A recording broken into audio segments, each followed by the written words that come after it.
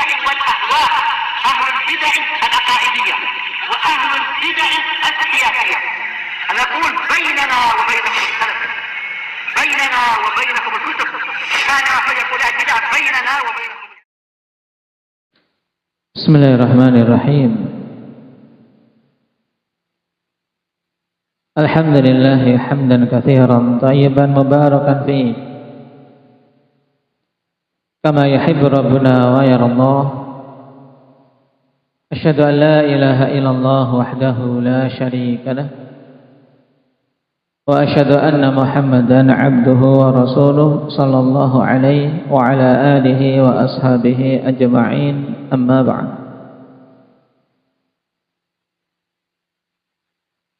Pertemuan yang lalu kita mengambil poin-poin fawaid yang berkaitan dengan muqaddimah dari Imam Ibnu Qudamah.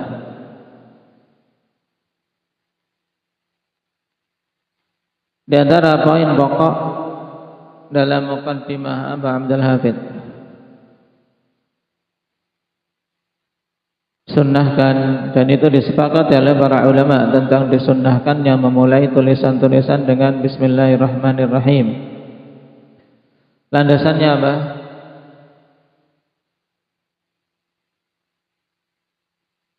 Landasannya.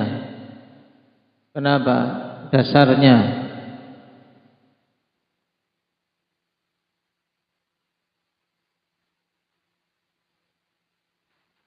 Mengikuti kitabullah, kita mencontoh kitabullah dan mengikuti sunnah Rasulullah. Baik. Kemudian makna dari bismillah itu sendiri apa? Bismillah inda dzikri.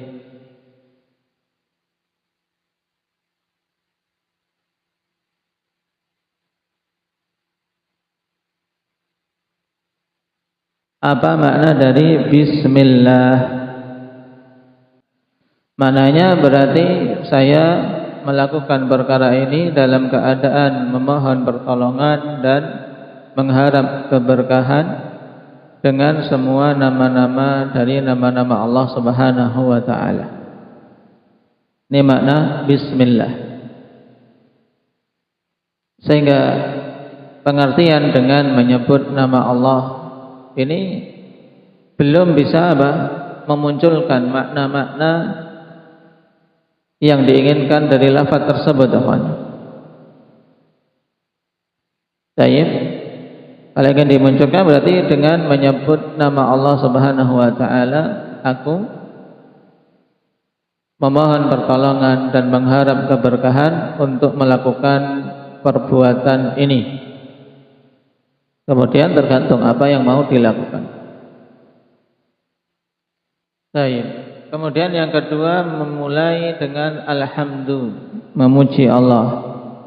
Definisi dari alhamdu itu apa? Indah Abdurrahman.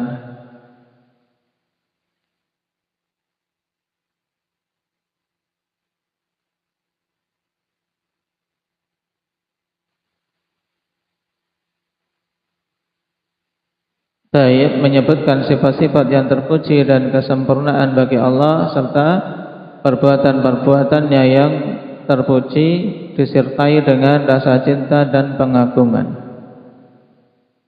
Baik, bilughah Arabiyyah inda Mujahid, pengertian alhamdu ya apa?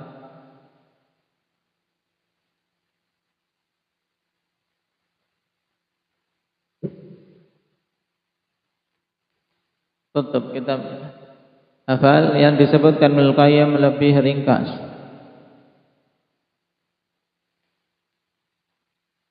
Indak ya syukran.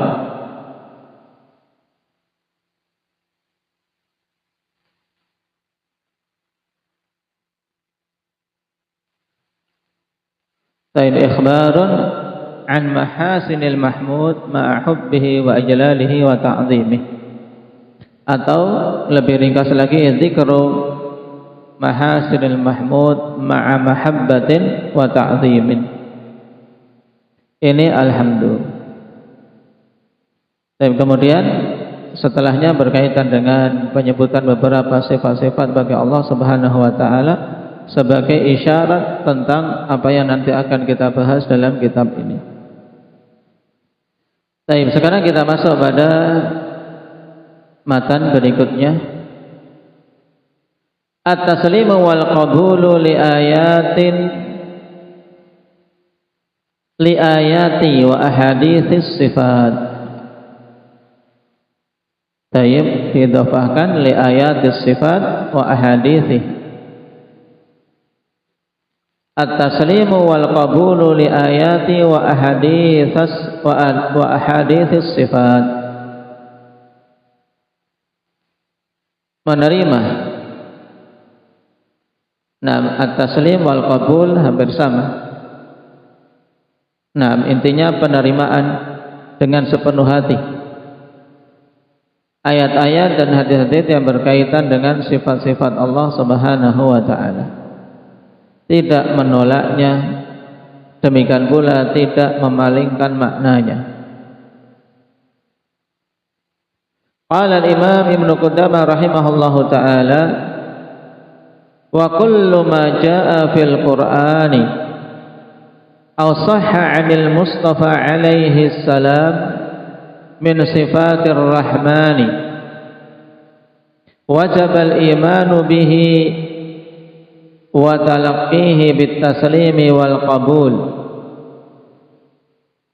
wa tarku at-ta'arrudi lahu bir raddi wat ta'wili wat tashbih wat tamthil. Dikomah di sini. Wa ma ashkala min dzalika wajaba itsbatuhu lafdhan wa tarku ta'arrudi li ma'nahu wa naruddu ilmahu ila qa'ilih wa naj'alu 'uhdatahu 'ala naqilih ittiba'an li tariqir rasikhina fil 'ilmi alladhina athna Allahu 'alaihim fi kitabihil mubin biqaulihi subhanahu wa ta'ala war-rasikhuna fil 'ilmi yaquluna amanna bihi kullun min 'indi rabbina.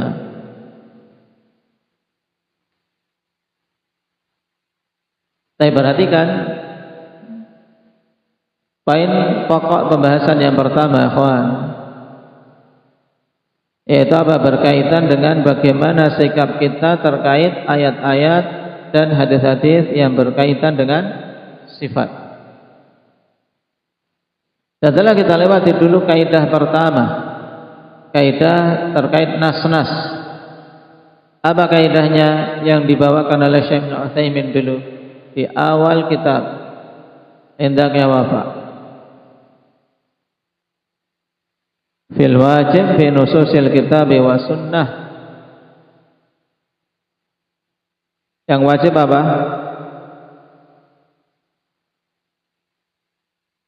Kalimat ringkas. Apa itu, Badri? Naam, ibqa'u dalalatiha ala zahiriha min ghairi taghyir. Ini dipegang.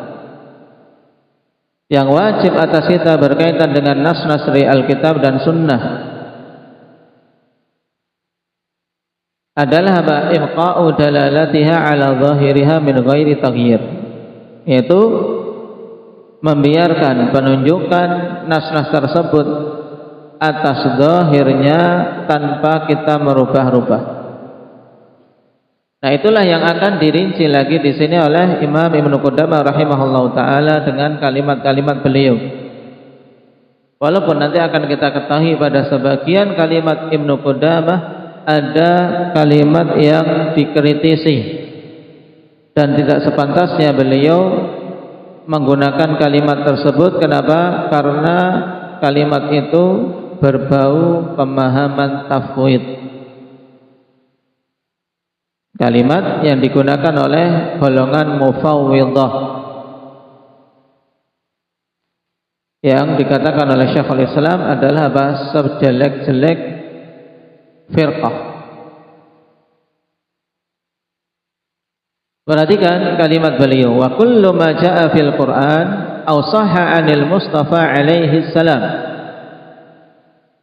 Semua hal yang datang di dalam Al-Qur'an atau sahih dari Mustafa alaihi salam, yaitu Nabi kita Muhammad sallallahu alaihi wasallam, min sifatir rahman, yang berupa sifat-sifat Allah Subhanahu wa taala Ar-Rahman, maka wajibal imanu bihi. Ini langkah pertama atau kewajiban pertama pada semua sifat-sifat yang datang di dalam Al-Quran dan dalam As-Sunnah. Langkah pertama apa? Wajib mengimaninya.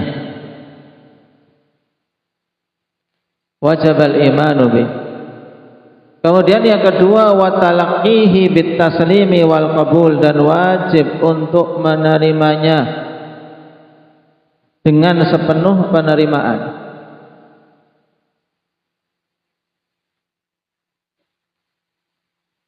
Kemudian yang ketiga, wa tarkut ta'arrudi lahu birraddi wat ta'wili wat tashbihi wat tamtsil, dan meninggalkan untuk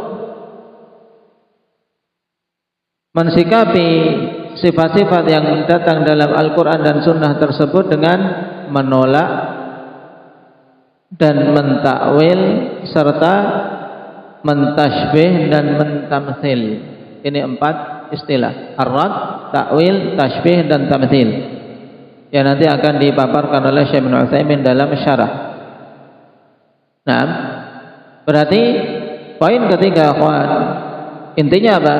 Setelah kita mengimani, yang kedua kita menerimanya, yang keempat kita tidak boleh untuk apa? Untuk mensikapi sifat-sifat yang disebutkan dalam Al-Quran dan Sunnah itu dengan salah satu dari 4 hal ini. Apa 4 hal tersebut? Nasrul, rad, takwil, tashbih, tamtsil. Nah, ini disebutkan 4 di sini. Nanti insyaallah akan kita bahas maknanya masing-masing. Iqamah di sini. Kemudian langkah yang keempat, wa ma ashkala min dzalik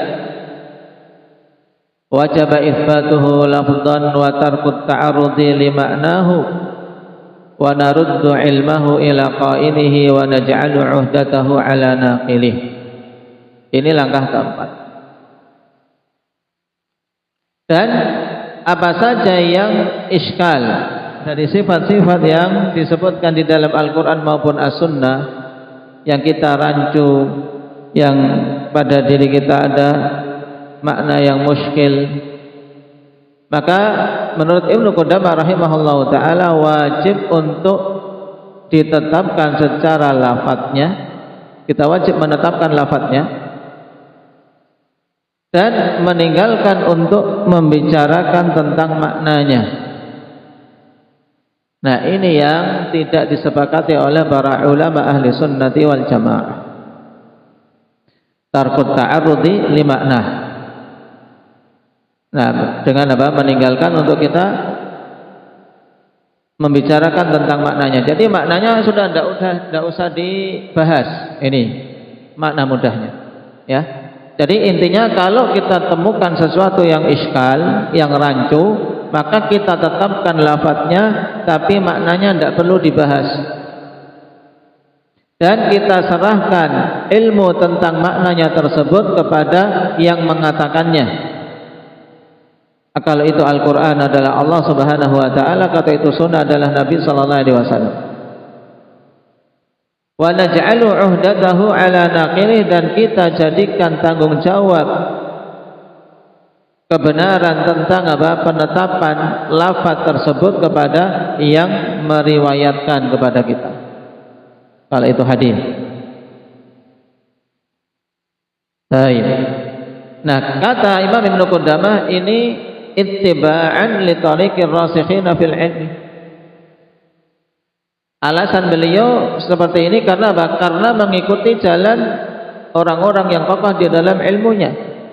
alladzina athanallahu alaihim fi kitabihil mubin, yang Allah Subhanahu wa taala telah puji mereka di dalam kitabnya yang mubin, kitabnya yang jelas.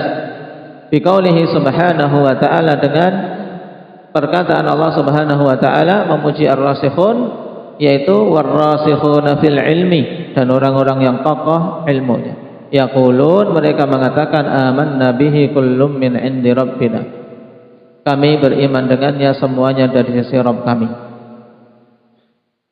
Baik. Ini makna dari matan dulu, kalian pahami makna matannya dulu, baru nanti kritikan kita baca insyaallah.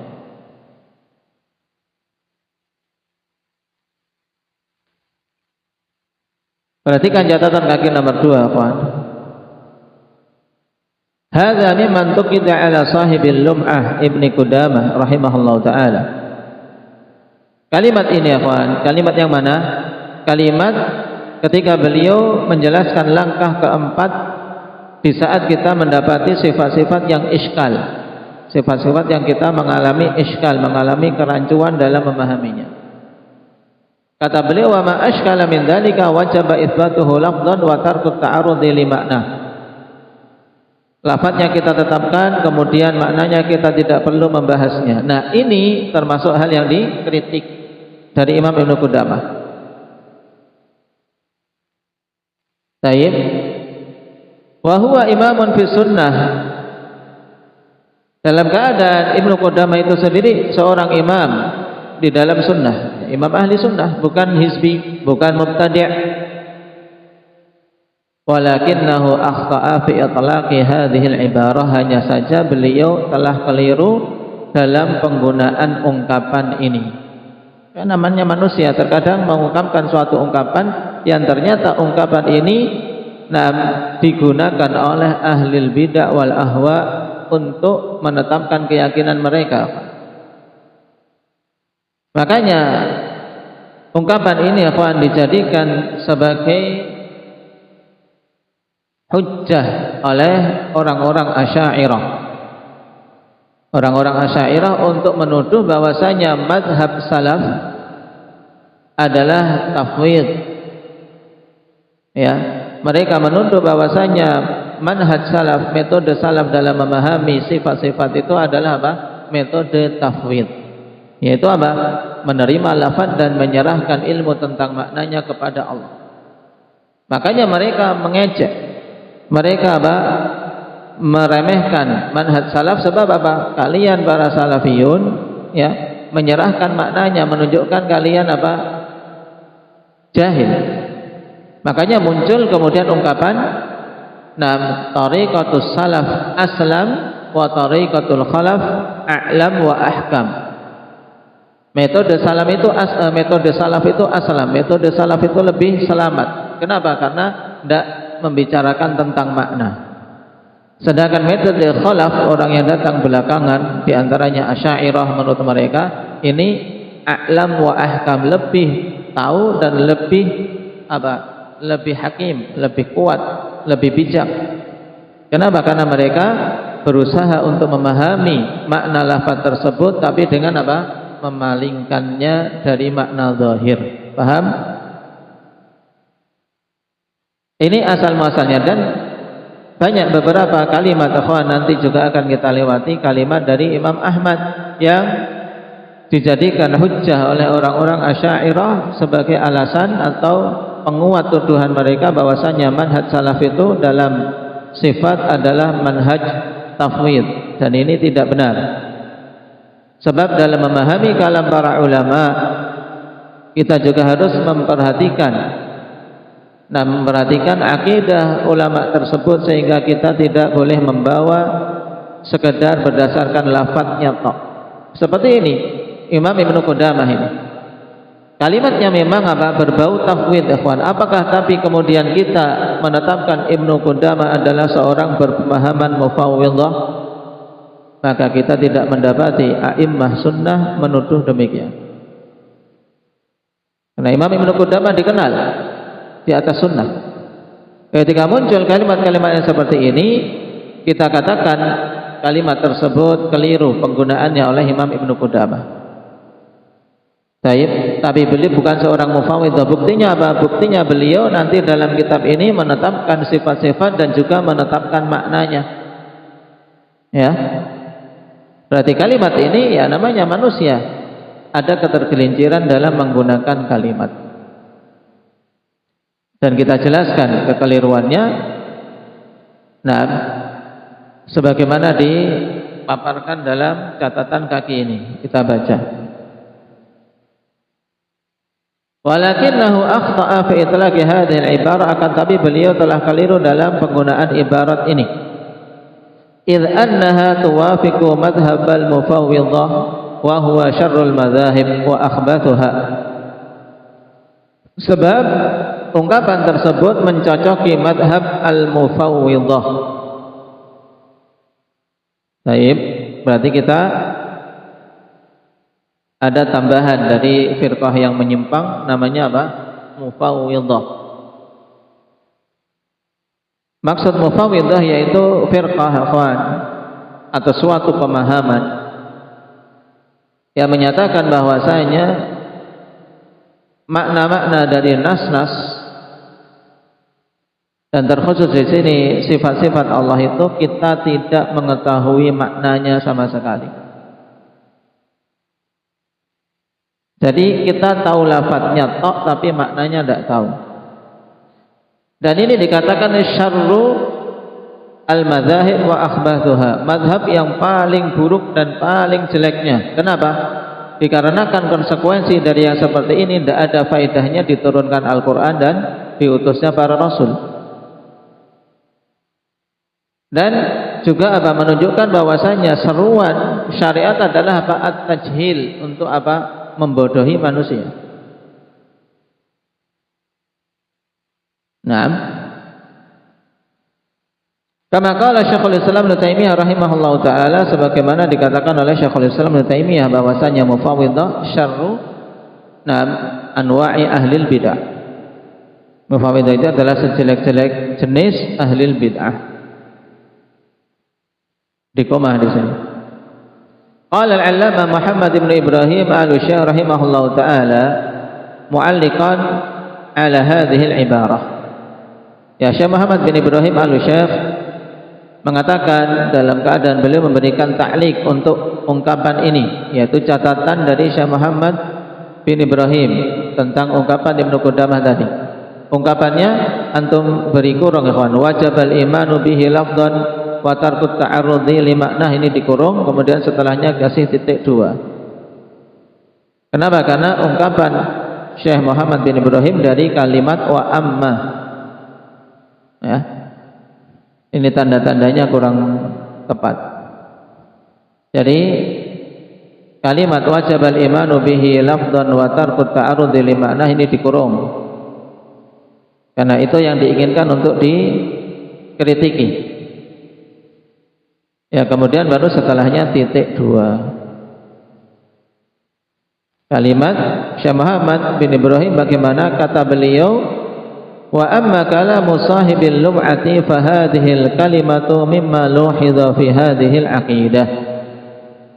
Adapun perkataan pengarang Lum'atul I'tiqad, yaitu kalimat ini tadi, maka ini termasuk di antara kalimat yang dikritiki pada kitab akidah ini, yaitu pada matan akidah ini. Wa qad luhidha fiha iddatu kalimatin ukhidat 'alal musannif. Dan perlu diketahui bahwasanya ada beberapa kalimat yang juga dikritisi dari musannif tersebut, dari Imam Ibnu Qudamah, yang insyaallah nanti akan kita lewati pada tempatnya masing-masing. Ini menunjukkan yang namanya manusia tidak luput dari kekeliruan. Idz la yakhfa anna madhhab ahli sunnati wal jamaah huwal imanu bima thabata fil kitabi wa sunnah min asma'illahi wa sifatihi lafdhan wa makna. Ini keyakinan ahli sunnah, sebab tidak tersembunyi atas kita semua bahwasanya madhab ahli sunnati wal jamaah adalah beriman dengan apa saja yang telah sabit di dalam Alkitab dan Sunnah yang berupa nama-nama Allah dan sifat-sifatnya. Nah, kita apa? Kita mengimani lafaz dan juga maknanya, lafzan wa makna. Jadi lafaznya kita imani. Allah Subhanahu wa taala menetapkan sifat yad, maka kita tetapkan sifat yad, yadun. Wa makna, dan maknanya juga kita tahu bahwasanya yad dalam bahasa Arab ya tangan. Naam, maknanya. Maka kita tetapkan lafaz dan maknanya. Berbeda dengan manhaj mufawwidhah di mana mereka hanya menetapkan lafaz tapi apa? Maknanya tidak diketahui. Maknanya tidak perlu dibahas. Ini.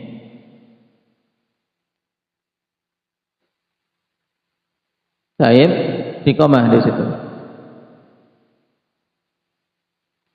Kemudian wa'tiqadu anna hadhihi al-asma'i wa sifati 'ala al-haqiqati la 'ala al-majaz. Juga keyakinan ahli sunnati wal jamaah adalah apa? Meyakini bahwasanya nama-nama dan sifat ini hakiki, bukan apa? Sekedar gaya bahasa tok. Tapi memang sifat-sifat dan nama-nama yang hakiki. Wa anna laha ma'ani haqiqiyatun, atau wa anna laha ma'aniya haqiqiyatan taliku bi jalalillahi wa 'azamatihi, dan bahwasanya nama-nama dan sifat-sifat tersebut memiliki makna-makna yang hakiki yang sesuai dengan keagungan Allah dan kemuliaannya. Ini prinsip ahli sunnah, kawan. Berarti ada dua hal pokok di sini. Prinsip ahli sunnah yaitu apa? Beriman dengan sifat-sifat dan nama-nama yang sabit dalam Al-Quran dan Sunnah, baik lafaz maupun maknanya. Yang kedua, meyakini bahwasanya nama-nama dan sifat ini secara hakiki, bukan hanya majaz, dan maknanya juga makna yang hakiki, ya, sesuai dengan keagungan Allah Subhanahu wa taala. Wa adillu dzalika aktsaru min an tuhsar, dan dalil-dalil hal itu lebih banyak untuk kita batasi. Ya, tidak bisa kita sebutkan semuanya. Wa ma'ani hadhil asma'i zahiratun ma'rufatun minal Qur'ani ka ghairiha, dan makna-makna dari nama-nama ini zahir, sangat jelas, dikenal di dalam Al-Quran sebagaimana yang lainnya. La labsa fiha wala iskala wala ghumud, tidak ada kerancuan, tidak ada iskal, tidak pula ada kepelikan. Ghumud yaitu sesuatu yang pelik, tapi mudah, karena bilisanin arabiyyin mubin, Allah turunkan dengan bahasa Arab yang jelas.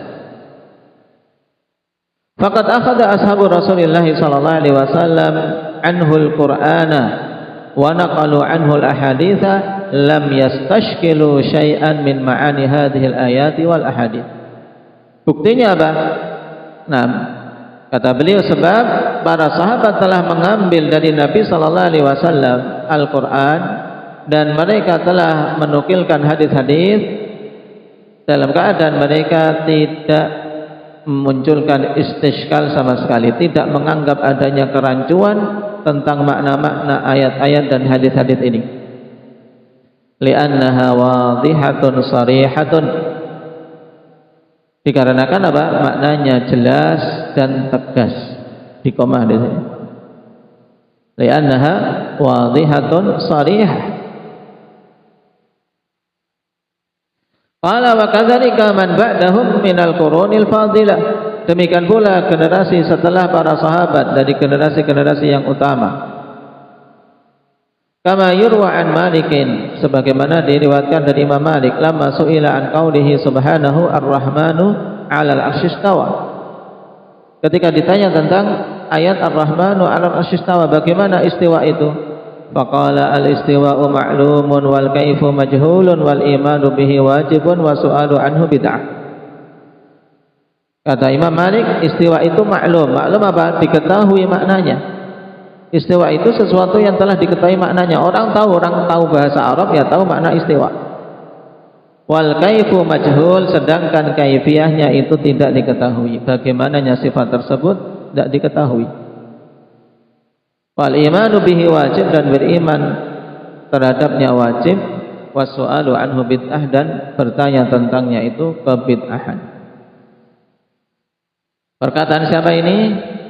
Habib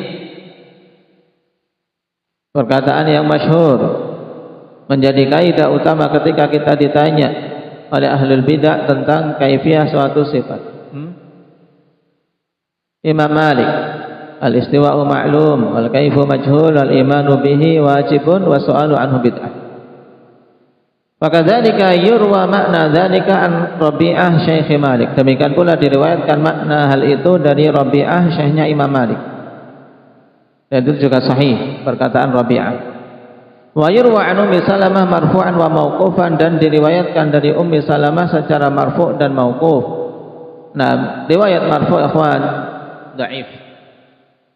Nah, riwayat marfu' yang sampai kepada Nabi sallallahu alaihi wasallam terkait ucapan ini lemah. Yang sabit dari apa? Dari perkataan Imam Malik dan Rabi'ah.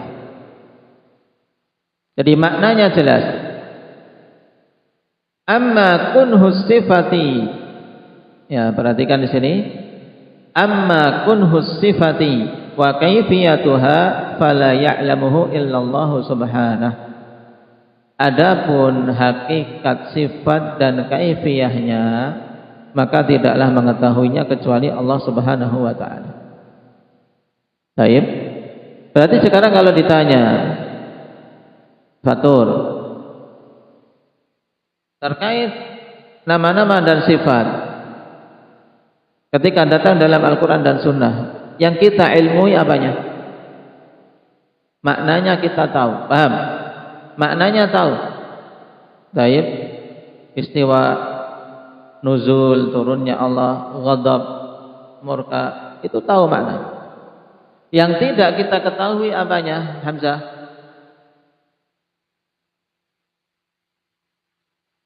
Hah?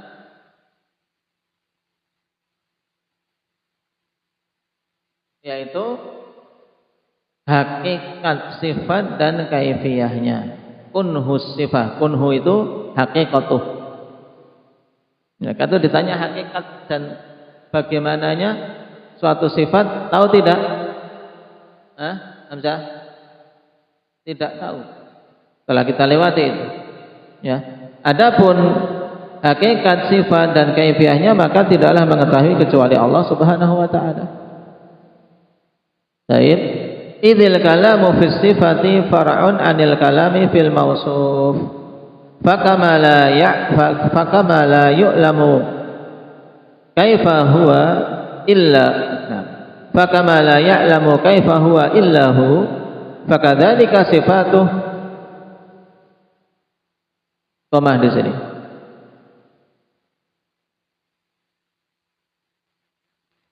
Sekarang alasannya kenapa kita tahu maknanya tapi tidak tahu kaifiyahnya? Sebab pembicaraan tentang sifat itu merupakan cabang dari pembicaraan tentang yang disifati.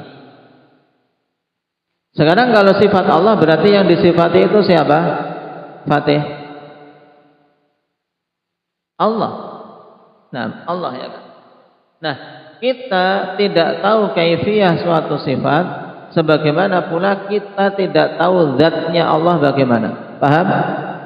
Karena pembicaraan tentang sifat itu seperti pembicaraan tentang zat Allah.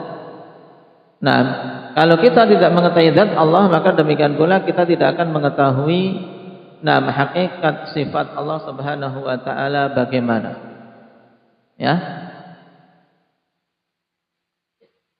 Maka dikatakan, maka sebagaimana tidak mengetahui bagaimana zatnya Allah itu kecuali Allah, demikian pula sifat-sifatnya. Di koma di sini, wa huwa makna qaulu Malikin wal kaifu majhul, dan inilah makna dari perkataan Imam Malik wal kaifu majhul. Jadi yang tidak kita ketahui dan kita serahkan ilmunya kepada Allah adalah apa? Kaifiyatus sifat. Kaifiyah suatu sifat, bagaimananya suatu sifat. Amma ma dzakarahu fil lum'ah fa innahu yantabiqu ala madhhabil mufawwidhah. Adapun yang disebutkan oleh Ibnu Qudamah dalam Al-Lum'ah, maka itu mencocoki mazhab Mufawwidhah. Wa huwa min syarril madzahib wa akhbathiha, dan itu adalah seburuk-buruk mazhab dalam perkara asma wa sifat. Baik. Jadi kalimatnya saja yang mencocoki. Adapun akidah Ibnu Qudamah kita katakan sebagaimana dalam kitab-kitab beliau diketahui beliau bermanhaj ahli sunnah. Makanya Syekh Muhammad Ibrahim mengatakan wal musannifu rahimahullah imamun fis sunnah wa min ab'adin nasi an madhhabil mufawwidhati wa ghairihim minal mubtadi'ah wallahu a'lam. Adapun pengarang yaitu Imam Ibnu Qudamah, nah beliau adalah imamun fi sunnah, seorang imam di dalam sunnah dan termasuk dalam deretan orang yang paling jauh dari madhab mufawwidhah dan yang lainnya dari kalangan ahli bid'ah wallahu a'lam. Wa sallallahu ala Muhammadin wa alihi wa sahbihi wasallam. Baik. Nah, ini taujih dari Syekh Muhammad bin Ibrahim bagus dalam kita mensikapi kekeliruan kalimat ulama akhwat. Tidak serta-merta kemudian berarti Imam Ibnu Qudamah itu ahli bid'ah. Dia seorang mufawwidhah. Kenapa? Karena kalimatnya dalam lum'ah mencocoki manhaj mufawwidhah. Tidak demikian. Kita tidak mendapati a'immah mutaqaddimun mencela Ibnu Qudamah dari sisi bahwasanya beliau keluar dari sunnah dan bermanhaj mufawwidhah. Tidak. Tapi kita katakan beliau seorang ulama ahli sunnah, akan tapi tergelincir perkataannya dalam kalimat pada matan Lum'atul I'tiqad di mana beliau mengatakan wa tarqut ta'arrudi li makna. Naam. Tayyib. Dan sebagian ulama akhwan membawa kalimat ini kepada makna yang sahih, yaitu maksudnya apa? Tarqut ta'arrud li ma'nahu alladhi yukhalifu dhahirah, sebagaimana nanti akan diterangkan oleh Syekh Ibnu Utsaimin. Maksudnya kita tidak perlu membahas makna dari sifat-sifat itu yang menyelisihi zahirnya. Nah ini taujihnya. Taujih untuk apa? Makna kalimat itu jadi benar. Tapi kalau sama sekali tidak membahas maknanya, maka ini manhaj siapa? Manhaj siapa tadi Ali? Mufawwidhah. Baik. Adapun manhaj ahli sunnah menetapkan sifat itu secara lafaz dan maknanya. Baik. Dan menyerahkan kaifiyahnya kepada Allah. Kemudian juga terkait makna-makna yang menyelisihi zahir kita tidak membicarakannya. Nah ini yang kita tidak boleh membahasnya, yang kita tidak boleh mendatangkannya, yaitu makna-makna yang menyelisihi zahir. Ya, pahami dulu kalimat ini, insyaallah kita lanjutkan pada pertemuan yang akan datang.